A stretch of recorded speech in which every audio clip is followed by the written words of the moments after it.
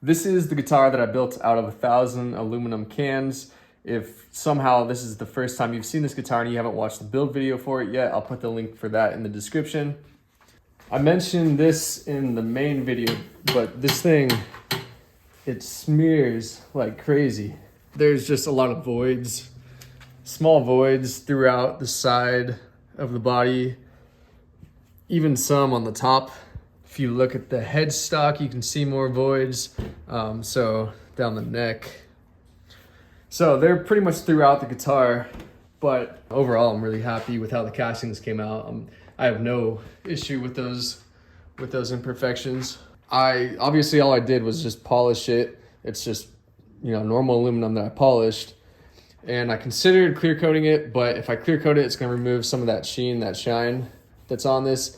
And then I also considered anodizing it. If I anodize it, it obviously would add a layer of protection, but it's gonna be a lot more flat, not have that mirror-like finish. So I just opted to leave it how it is. And in the future, if I want to, I can do one of those options. So probably the most major issue with the guitar at this point is that these pickups don't seat low enough to be far enough away from the strings. Like, I don't know if you can totally tell there, but that gap between the pickups and the strings is a little bit smaller than I like it to be. It also doesn't help that these pickups are particularly hot. You'll sort of get like a muddied out sound if you're strumming too hard. I really just need to go and get more low profile pickups so that they can seat down further. I don't know how to TIG weld. Pretty fortunate that I have a friend that does know how to do it. So we got that hole, which would have been right around here somewhere. We got that hole TIG welded closed, which was huge for me. One thing that's kind of interesting about this headstock is that since the neck is so thin, the drop off from the top of the fretboard to the top of the headstock is relatively shallow. It's not that much, which means that I'm not going to get the right string angle coming off of the nut into the headstock where the tuners are.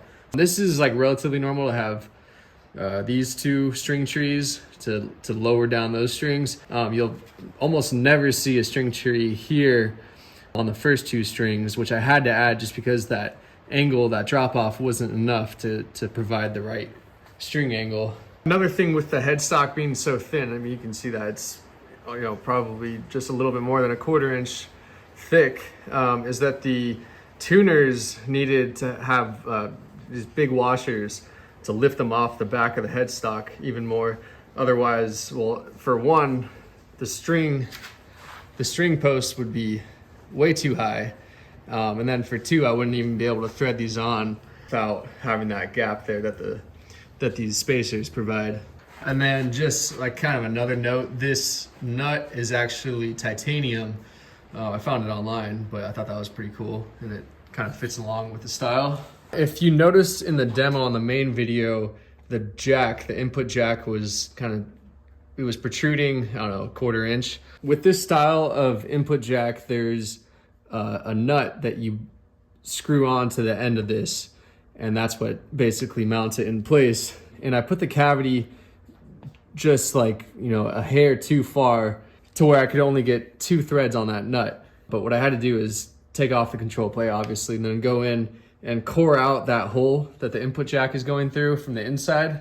And then I was able to get that nut, fastened on there more securely. So now it's not an issue. It does protrude, a little bit. I'm not particularly a fan of the way this switch is mounted. I can't get it to seat lower, and that's the whole issue with this guitar, is that it's so thin that mounting all the electronics and hardware is a little bit more difficult. This works fine, it's totally functional the way it is, but having all those threads showing isn't, it's not the prettiest thing. So maybe if I can at some point find a better switch with less threads, or if I could figure out a way to cut those threads off, that's something I might do in the future. Other than that, I really like the way this thing plays. The aluminum neck's my first time ever playing with an aluminum neck. I don't think they're really that popular. Like I said, it can be cold on your hands. It feels pretty good. It's a really smooth neck. I guess if you have sweaty palms, that wouldn't be ideal. And then I'm getting a little bit of fret buzz up here. I think it's on the 12th fret maybe. So I probably gotta go in here and double check those to make sure they're level, because apparently they're not totally. I did do a level sanding on this thing. Like those are things that I do every video or for every guitar, I guess, but I don't necessarily show, you know, me leveling the frets or recrowning them, doing all that kind of more adjustment work. That's pretty much it. I'm really happy with how it came out, and thanks for watching.